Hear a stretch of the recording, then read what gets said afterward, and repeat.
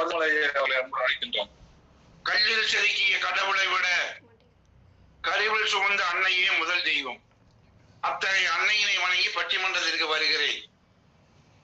ராணி சுந்தரராஜ் அம்மா அவர்களுக்கும் நடுவர் முத்துவேல் பிரின்ஸ் அவர்களுக்கும் என் அணியினருக்கும் எதிரி அணியினருக்கும் இல்லை எதிர் அணியினருக்கும் கேட்டுக்கொண்டிருக்கிற அத்துணை அன்பு உள்ளவர்களுக்கும் மருதமலை புலவரின் மகிழ்வான மாலை வணக்கங்கள். அதிக மானிடராய் பிறத்தலரை என்று சொல்லுவார்கள். இந்த பிறப்பின் நோக்கமே பிறருக்கு உதவுவதுதான். ஆபத்து இல்லை என்று சொல்லவில்லை, ஆபத்து இருக்கிறது. அது 30%, ஆனந்தம் 70%. முன்னால் பேசிய ஐயா அவர்கள் சொன்னார், ஆக்சிடென்ட் ஆனா உதவி செய்யக்கூடாது, சாட்சி கையெழுத்து போடணும்னு சொல்றாரு. இவர் ஆக்சிடென்ட் விபத்தாகி அடிபட்டு கீழே படுத்துக் கொண்டு ஐயோ ஐயோ என்று கதறுகிற பொழுது யார் நம்மை காப்பாற்றுவார், யார் நம்மை காப்பாற்றுவார் என்று அலறுவார்.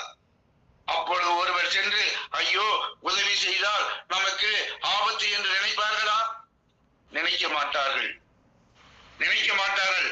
ஒரு கர்ப்பிணி பெண் பஸ்ஸில் ஏறுகிறார், பேருந்தில் உட்கார்வதற்கு இடம் கிடைக்கவில்லை. நாம் அமர்ந்து கொண்டிருக்கிறோம், உட்கார்வதற்கு இடம் கொடுக்க வேண்டும். அதுதான் நமக்கு அழகு, ஆனந்தத்துக்கு அழகு. ரோட்டில் செல்லுகிறோம், ஒரு கண்ணாடி கிடைக்கிறது, அதை எடுத்து ஓரத்தில் போட வேண்டும். அதுவே நமக்கு ஆனந்தம், பிறருக்கு உதவக்கூடிய ஆனந்தம் இல்லைங்களா? ஒரு செல்வந்தர் பழனி ஆண்டவனுக்கு வேண்டிக் கொண்டார், ஐயா என்னுடைய வயலிலே வாழைத்தார் அதிகமாக விளைந்தால் நான் ஒரு வாழை குலை அனுப்புகிறேன் என்று சொன்னார். விளைந்தது. ஒரு வேலையாளிடம் கொடுத்து அனுப்பித்தார். போகின்ற வேலையிலே அவனுக்கு பசித்தது. 2 பழங்களை எடுத்து தின்று விட்டான், மீதியை கொண்டு போய் கொடுத்து விட்டான். ஆண்டவன் அந்த செல்வந்தனுடைய கடமையிலே வந்தார். வந்து எனக்கு என்ன 2 வாழைப்பழம் மட்டுமே கொடுத்தாய் என்று கேட்க, இவன் வேலையாளை கேட்க, ஆமாம் பசித்தது, நான் சாப்பிட்டேன் என்று சொன்னான். ஆக ஆண்டவனே பிறருடைய பசி தீர்த்து ஆனந்தம் அடைகிறான் என்று சொன்னான். நாம் எந்த மாத்திரம்? காரைக்குடியிலே அழகப்பவர் என்பவர் தன்னுடைய சொத்துக்களை எல்லாம் கல்வி நிறுவனங்களை நிறுவினார். படித்தார்கள், ஆனந்தம் அடைந்தார்கள். கர்ணன் மேல் உலகத்துக்கு போனான். அவனுக்கு பசி ஏற்பட்டது, தீராத பசி. நாரதரிடம் கேட்டான், பசி தீரவில்லை என்று. உன்னுடைய விரலை மேல் வைத்துக் கொள், பசி தீரும் என்று சொன்னான். பசி வாயில் வைத்தான், பசி தீர்ந்தது.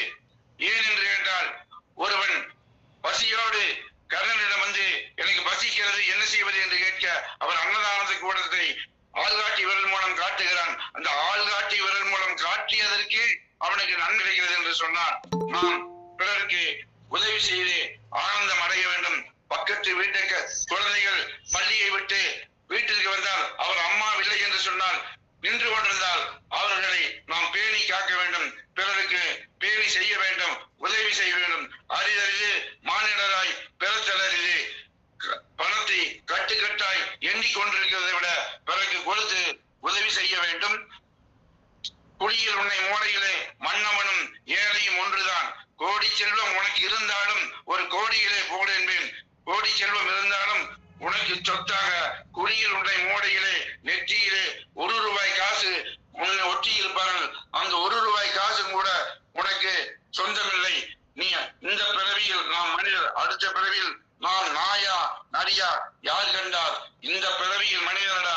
பிறருக்கு உதவுவோம், ஆனந்தம் அடைவோம். ஆபத்தும் வரும். ஒருவர் போகிறார், பஸ் போகிறது, ஒரு ஆக்சிடென்ட் ஆகிறது. ஒரு பஸ் ஆக்சிடென்ட் ஆகணும்னு சொல்லிவிட்டு எல்லா பஸ்ஸையும் நிறுத்தி விடுவீர்களா? நிறுத்த முடியாது அல்லவா? ஆகவே மனித பிறவியிலே நாம் பிறருக்கு கொடுத்து ஆனந்தம் அடைய வேண்டும். காலத்தின் அருமை கருதி என்னுடைய உரையை முடிக்கின்றேன். பேச வாய்ப்பளித்த மன்றத்திற்கும் பேச வாய்ப்பளித்த இறைவனுக்கும் நன்றி கூறி முடிக்கின்றேன். நன்றி, வணக்கம். அருமை அருமை ஐயா, மிக சிறப்பான உரை ஐயா. நிச்சயமாக தங்களுடைய தமிழை கேட்பதற்கு எங்களுக்கு பாக்கியம். கர்ணன் வந்து பாருங்க, அந்த அன்னதானத்தினாலதான் அவருக்கு அவ்வளவு பேர் புகழ் கிடைச்சிருக்கு. ஆமா ஐயா அழகா சொல்லிருக்காரு பாருங்க. பக்கத்து வீட்டு குழந்தை வந்து தனியா இருந்தா விட்டுருமா, நம்ம நல்லா உதவி செஞ்சு ஆனந்தம் என்று சிறப்பா ஐயா கொடுத்திருக்காரு.